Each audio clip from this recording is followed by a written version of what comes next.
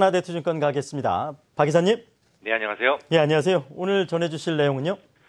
네, 오늘 유가가 급등했죠. 그런데 신용 등급이 강등된 일본은 또 엔화가 급락했다가 오히려 상승 전환됐습니다. 왜 이런 일이 벌어졌는지를 설명드리도록 하겠습니다. 이 경제학을 공부할 때 제일 속상한 것은 그 용어가 정말 어렵다라는 것이죠. 한계 효용의 법칙이라는 것이 있는데요. 오늘은 이 원칙을 먼저 설명드려야 이해가 좀 다소 빠를 것 같습니다. 제가 과거에 빚을 좀 진 적이 있었습니다. 처음에 1억에서 2억, 3억 빚이 늘어나는 과정에서 거의 공황장애 걸릴 지경으로 이 심적인 부담은 금액에 비례해서 커졌습니다. 빚이 1억 원 더 생길 때마다 제가 먹어야 되는 아스피린의 숫자도 함께 늘어났죠. 하지만 그게 10억이 넘어가니까 그다음부터는 10억이나 18억이나 심리적 부담은 큰 차이가 없더란 말입니다. 아스피린의 숫자도 그 이상 더 이상 늘지는 않았습니다. 이게 바로 한계 효용의 법칙입니다. 이해하셨다면 이제 러시아로 가보죠. 러시아의 경우에는 루블화가 50루블을 넘나드는 등 매우 힘든 시절을 보내고 있습니다. 이유는 재정 수입의 7할을 차지하는 유가가 폭락했기 때문이고요. 거의 한계 상황이라고 볼 수 있다면 여기에서 유가를 더 떨어뜨린다고 해서 러시아를 심적으로 더 고통스럽게 만들기는 어렵습니다.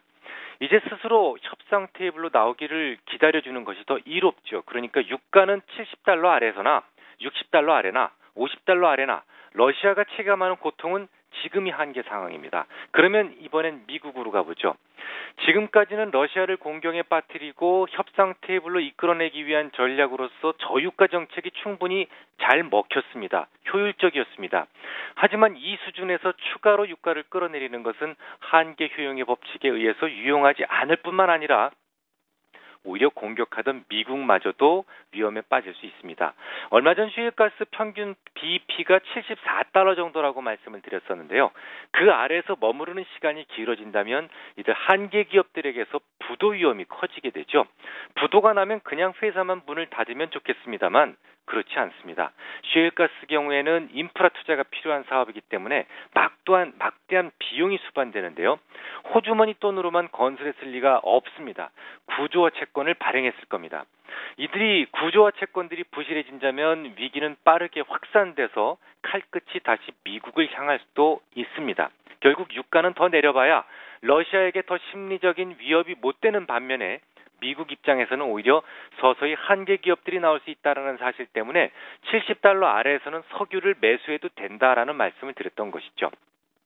다행입니다. 오늘 새벽 유가가 급등을 해줘서 말이죠. 이게 바로 급등한 이유가 될 것 같습니다. 그럼 이번엔 일본으로 가보겠습니다. 일본의 신용등급이 강등됐습니다. 무디스에서 A1에서 한 단계 낮췄기 때문에 우리나라 신용등급 AA3에 비해서 한 단계 더 낮습니다. 우리나라가 좀 더 선진국이라는 얘기죠. 문제는 엔화의 향방인데요. 신용등급의 강등으로 인해서 엔화는 더욱 약세를 보일 것이다라고 보는 견해가 지배적이었습니다. 오늘 새벽 뉴욕 시장에서 말이죠. 그런데 새벽에 뉴욕 시장 외환시장의 모습을 보면 무디스의 일본에 대한 신용등급 강등 직후 119엔대까지 넘어서면서 상승했던 엔달러 환율이 오히려 약세 마감했습니다. 그러니까 엔화가 약해져야 되는 게 아니라 강해지고 마감됐다라는 것이죠. 이게 어찌된 영문일까요? 저는 두 가지를 추정하고 있습니다. 첫 번째, 이미 새로운 악재는 아니죠. 지난 11월 17일 이 방송을 통해서 아베 스승 하마다 고이치 교수의 발언을 인용했었습니다. 그리고 12월 이전에 소비세를 포기하거나 미룰 가능성이 높고 그럴 경우에 신용평가사의 신용등급 하향 조정도 있을 수 있다라고 이미 제가 거론드린 바 있죠.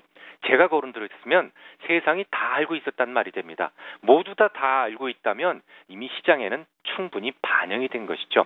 둘째, 신용등급의 강등은 곧 아베노믹스에 대한 실패를 의미하는 선언으로 받아들였을 수도 있습니다. 아베노믹스의 주된 정책 방향은 엔저였습니다. 이에 대한 실패를 의미하는 신용등급의 하향이 엔화의 약세에 제동을 걸 것이다라는 약간의 기대치가 생긴 것이 아닌가 이렇게 생각을 합니다. 어쨌거나 일은 참 재밌어지게 됐습니다. 오는 14일 전후 중의원 선거가 임박한 상황에서 일본에 대한 신용등급 하향이라니 말이죠. 최근 실업률이 3.6에서 3.5까지 하락하고 산업 생산이 0.2% 상승하면서 일본 자민당의 기세가 살아나는 모습이었는데요. 40%대의 막강한 지지율을 보여줬던 자민당에게 이 신용등급 강등 따위가 어떤 이변을 만들 정도로 위중한 문제는 물론 아니겠습니다만 아베노믹스의 자존심에는 큰 상처를 입혔다는 것은 분명해 보입니다.